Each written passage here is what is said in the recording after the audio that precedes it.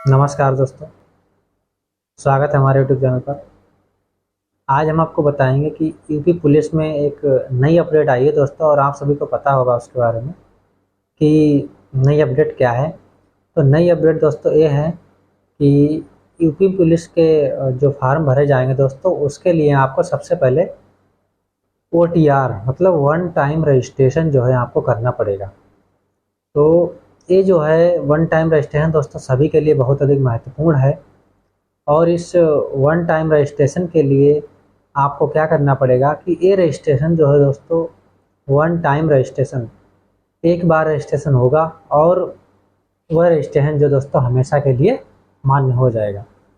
तो क्योंकि एक सूचना आप लोगों ने देखी होगी, नोटिस पड़ा होगा थोड़े दिन पहले, कि उसमें नोटिस आया था कि अब जो है भर्ती जो भी होगी उससे पहले क्या होगा कि वन टाइम रजिस्ट्रेशन किया जाएगा। क्योंकि धीरे धीरे दोस्तों क्या है, हर एक विभाग में जो है कोई भी हो तो उसमें वन टाइम रजिस्ट्रेशन का प्रोसेस शुरू हो चुका है।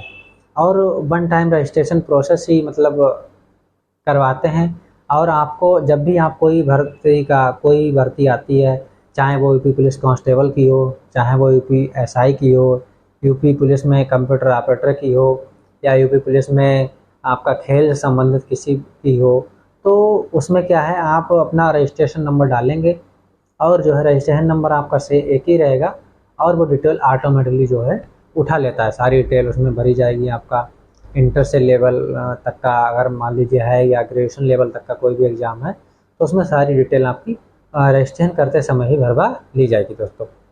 तो इससे क्या होगा दोस्तों, इससे जो है बहुत अधिक जो है मतलब आपका और समय भी बचेगा उसमें करने के लिए। आप कोई अप्लाई करेंगे तो पूरा फॉर्म प्रोसेस नहीं करना पड़ेगा, आपको बस कुछ ही डिटेल दोबारा भरनी पड़ेगी और आपका फॉर्म सबमिट हो जाएगा।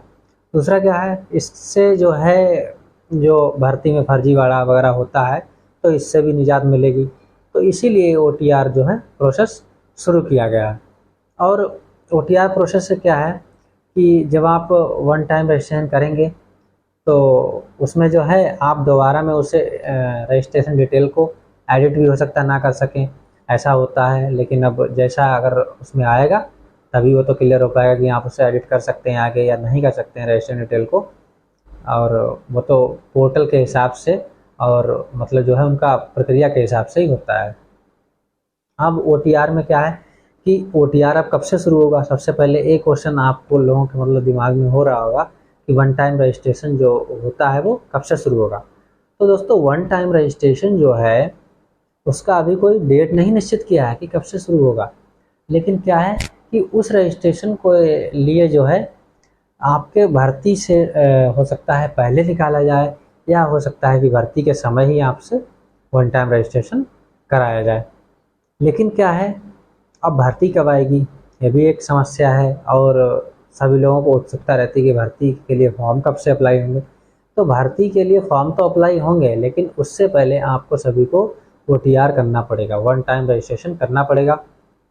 तो दोस्तों जब भी वन टाइम रजिस्ट्रेशन के लिए विंडो खुले, आप सभी लोग, चाहे आप उसके लिए पुलिस के लिए एलिजिबल हों, या आप कंप्यूटर ऑपरेटर के लिए एलिजिबल हों, या आप रेडियो ऑपरेटर की भर्ती आती है पुलिस विभाग में तो उसके लिए एलिजिबल हों, इसके लिए भी आप एलिजिबल हों, लेकिन आप वन टाइम रजिस्ट्रेशन ज़रूर कर देना। और चाहे फिर आप उसमें सब इंस्पेक्टर में फॉर्म डालें, या यूपी पुलिस कांस्टेबल में फॉर्म डालें, या मन चाहे जिसमें आप फॉर्म उससे डाल सकते हैं, लेकिन आपको वन टाइम रजिस्ट्रेशन से गुजरना ही पड़ेगा और आपको वन टाइम रजिस्ट्रेशन करना ही पड़ेगा।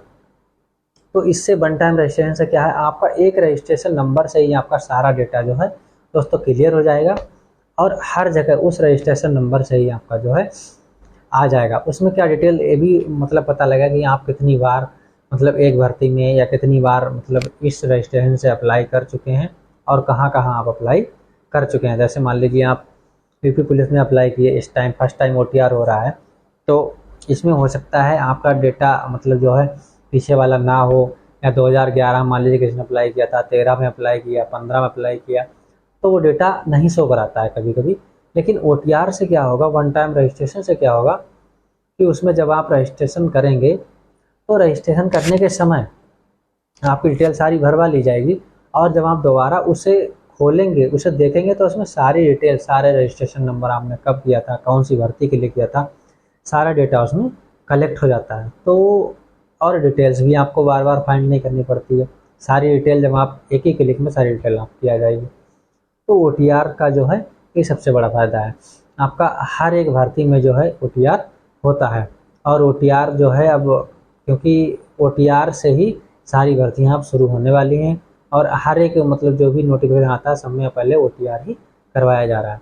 तो इसीलिए इस बार यूपी पुलिस में भी जो है OTR का मतलब नोटिस आ गया है, और हम लोगों को OTR करना पड़ेगा, वन टाइम रजिस्ट्रेशन करना पड़ेगा। तो जो भी हमारे भाई बहन इस चीज़ को ध्यान में रखते हुए कि डेट हमारी विंडो या डेट कब से आएगी या विंडो कब से खुलेगी वन टाइम रजिस्ट्रेशन के लिए, तो आप वन टाइम रजिस्ट्रेशन ज़रूर ही कर देना दोस्तों। अच्छा, अब क्या है, अब जो है भर्ती जो है, भर्ती आपकी दोस्तों बहुत ही जल्द आने वाली है, और आपका टेंडर जो है क्लियर हो ही गया है दोस्तों।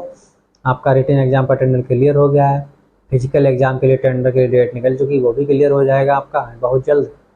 और आपका जो है एक कोर्ट में केस चल रहा है, आपको पता ही होगा, उम्र से लेकर, वो भी आपका 19 शायद नवंबर में उसकी सुनवाई है, तो उसमें वो भी क्लियर हो जाएगा, और हो सकता है नवंबर तक आपकी भर्ती भी आ जाए। वन टाइम रजिस्ट्रेशन की प्रक्रिया पूरी हो चुकी है। आजकल न्यूज़ में मतलब जो है रोज़ कुछ ना कुछ निकल रहा है एग्ज़ाम से संबंधित, कि इतनी मतलब जो है भर्तियाँ होने वाली हैं, इतनी भर्तियाँ कब से आएंगी, इसमें क्या प्रोसेस चल रहा है। तो सारा प्रोसेस आपको जो है न्यूज़पेपर के माध्यम से भी अपडेट कराया जा रहा है। बाकी जहाँ जहाँ चैनल से आप जुड़े हुए हैं वहाँ से भी आपको अपडेट मिल रही है। तो आप जो है उससे मतलब सारी न्यूज़ों को भी आपको कलेक्ट करना है। ऐसा नहीं है कि आज क्या न्यूज़ निकली क्या नहीं, उसको भी देखना है कि आगे क्या बदलाव हो रहे हैं हमारी भर्ती को लेकर के, और क्या बदलाव नहीं हो रहे हैं, क्या चीज़ मांगी जा रही है, कितनी उम्र सीमा में कोई छूट मिल रही है या नहीं मिल रही है। तो ये सारी चीज़ें भी आपको देखनी है, और इन सारी चीज़ों को देखते हुए आपको अपनी तैयारी भी ज़बरदस्त करनी है। आप अपनी तैयारी को भी बिल्कुल ध्यान से रखेंगे, जिससे जो है आपका सिलेक्शन बिल्कुल कहीं पर भी रुक ना सके, आपका सिलेक्शन अच्छे से हो जाए।